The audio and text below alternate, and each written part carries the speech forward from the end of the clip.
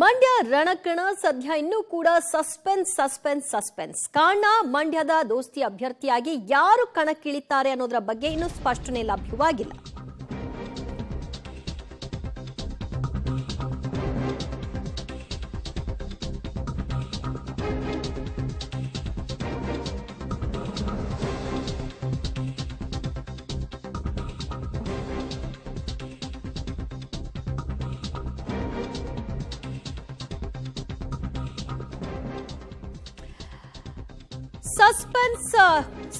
Suspense ಮಂಡ್ಯದಲ್ಲಿ ದೋಸ್ತಿ ಅಭ್ಯರ್ಥಿ ಯಾರಾಗ್ತಾರೆ ಅನ್ನುವಂತಹ ಪ್ರಶ್ನೆ ಇನ್ನೂ ಕೂಡ ಪ್ರಶ್ನೆಯಾಗಿ ಉಳ್ಕೊಳ್ತಾ ಇದೆ.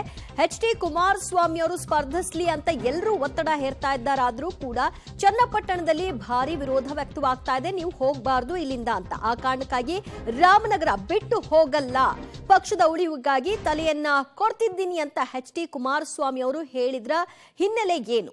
ನಿಖಿಲ್ ಅಥವಾ ಪುಟ್ಟರಾಜು ಅಭ್ಯರ್ಥಿ ಮಾಡಬೇಕು ಅಂತ ಇದ್ದೀವಿ, ಆದ್ರೆ ಸ್ಪರ್ಧಿಸಲ್ಲ, ಪಕ್ಷ ಸಂಘಟನೆ ಮಾಡ್ತೀನಿ ಅಂತ ನಿಖಿಲ್ ಹೇಳ್ತಾ ಇದ್ದಾರೆ. ಸಂಜೆ ಒಳಗಾಗಿ ನಿರ್ಧಾರವನ್ನ ತೆಗೆದುಕೊಂಡು ಪ್ರಕಟ ಮಾಡ್ತೀವಿ ಅಂತ ಮಾಜಿ ಸಿಎಂ ಎಚ್.ಡಿ. ಕುಮಾರಸ್ವಾಮಿ ಅವರು ಹೇಳಿದ್ದಾರೆ. ಈಗ ಮಂಡ್ಯ ಶಾಸಕರು ಪ್ರಮುಖರದು ಒಂದು ಸಭೆ ಇವತ್ತು ಕರೆದಿದ್ದೇನೆ, ಕೋಲಾರದ್ದು ಕರೆದಿದ್ದೇನೆ. ಈಗ 4 ಗಂಟೆ 5 ಗಂಟೆ ಒಳಗೆ ನಿಮಗೆ ಸಂಪೂರ್ಣ ಮಾಹಿತಿ ಅಧಿಕೃತವಾಗಿ ನೀವು ಈಗಾಗಲೇ ಪ್ರಕಟ ಮಾಡ್ಕೊಂಡಿದ್ದೀರಿ, ಆ ಹೆಸರುಗಳು ಅಧಿಕೃತವಾಗಿ ನಿಮ್ಮ ಮುಂದೆ ಇಡ್ತೇನೆ. ಮಂಡ್ಯ ಕಾರ್ಯಕರ್ತ ಬಂಧುಗಳು, ಮಂಡ್ಯ ಜನತೆಯ ಈಗಿನ ಚುನಾವಣೆಯ ಒಂದು ತೀರ್ಮಾನಗಳು ಅವರೇನು ಮಾಡ್ಕೊಂಡಿದ್ದಾರೆ, ಆ ತೀರ್ಮಾನಕ್ಕೆ ಗೌರವ ಕೊಡಬೇಕಾದಂಥದ್ದು ನನ್ನ ಕರ್ತವ್ಯ ಇದೆ. ನಿಖಿಲ್ ಕುಮಾರಸ್ವಾಮಿ ಅವ್ರನ್ನ, ಪುಟ್ಟರಾಜು ಅವ್ರನ್ನ ಇಬ್ಬರಲ್ಲೊಬ್ಬರು ನಿಲ್ಲಿಸಬೇಕು ಅಂತ ಇದ್ದವ್ರು ನಾವು. ಪುಟ್ಟರಾಜು ಅವ್ರನ್ನ ಅಭ್ಯರ್ಥಿ ಮಾಡಬೇಕು ಅಂತ ಇದ್ದವು. ಆದರೆ ಜಿಲ್ಲೆಯ ಜನತೆಯಲ್ಲಿ ಈ ಬಾರಿ ನನ್ನ ಬಗ್ಗೆ ಸ್ವಲ್ಪ ಹೆಚ್ಚಿನ ಒಲವು ತೋರಿಸ್ತಕ್ಕಂಥದ್ದು ಕಾರ್ಯಕರ್ತರಿಂದ ಒಂದು ಒತ್ತಡ ಏನಿದೆ. ನಿಖಿಲ್ ಕುಮಾರಸ್ವಾಮಿ ಅವ್ರಿಗೂ ಒತ್ತಡ ಹಾಕಿದ್ರು, ಆದರೆ ನಿಖಿಲ್ ಕುಮಾರಸ್ವಾಮಿ ಅವ್ರ ಮನಸ್ಸಿನಲ್ಲಿ ನಾನು ಆ ಥರ ಪಡಲಿಕ್ಕೆ ಸಿದ್ಧ ಇಲ್ಲ. ನನಗೆ ಈಗಾಗಲೇ 2 ಬಾರಿ ಪೆಟ್ಟು ತಿಂದಿದ್ದೇನೆ,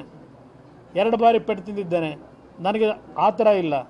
3ನೇ ಬಾರಿ ಮತ್ತೆ ನನಗೇನಾದರೂ ಹೆಚ್ಚು ಕಡಿಮೆ ಆದರೆ ನಾನು ರಾಜಕೀಯವಾಗಿ ಆ ನೋವನ್ನು ತಡ್ಕೊಳ್ಳೋ ಶಕ್ತಿ ನನಗಿಲ್ಲ. ಅದರಿಂದ ಇವತ್ತು ನಾನು ಪಕ್ಷ ಸಂಘಟನೆ ಮಾಡ್ತೀನಿ.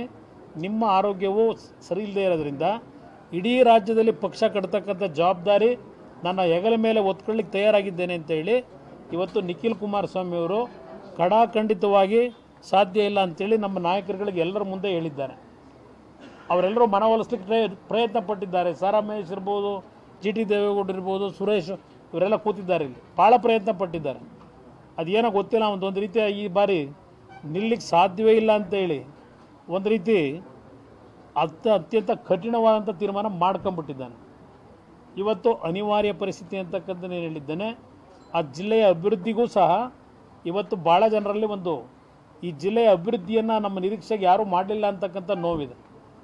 ನನಗೂ ಸಹ ಸಂಪೂರ್ಣವಾದಂಥ ಅಧಿಕಾರ ದೊರಕಲಿಲ್ಲ. ಇವತ್ತು ಆ ಜಿಲ್ಲೆಯಲ್ಲಿ ಹಲವಾರು ಕಾರ್ಯಕ್ರಮಗಳಾಗಬೇಕಾಗಿದೆ.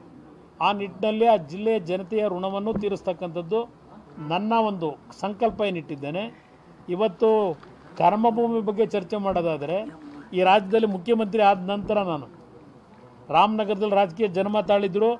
ಇಡೀ ನನ್ನ ನಾಡು ನನ್ನ ಕರ್ಮಭೂಮಿ, ನನಗೆ ಇಡೀ ನಾಡು ಯಾವ ರೀತಿ ನಡ್ಕೊಂಡಿದ್ದೇನೆ 2006 2007 ಮುಖ್ಯಮಂತ್ರಿಯಾಗಿ ಜನತೆಯ ಮುಂದೆ ಇದೆ. ಪ್ರತಿ ಬಡವರ ಜೊತೆ ಯಾವ ರೀತಿ ಬೆರ್ತಿದ್ದೇನೆ ಇವತ್ತು ಕಣ್ಣು ಮುಂದೆ ಇದೆ. ನನ್ನ ನಾಡೇ ನನ್ನ ಕರ್ಮಭೂಮಿ. ಅದರಿಂದ ಪಾಪ ಅವರೆಲ್ಲ ಕರ್ಮಭೂಮಿ ಅಂತಿದ್ರು, ರಾಮನಗರ ಬಿಟ್ಟು ಬಂದರು. ರಾಮನಗರ ಬಿಟ್ಟೇನು ಹೋಗ್ತೇನೆ ಶಾಶ್ವತವಾಗಿ.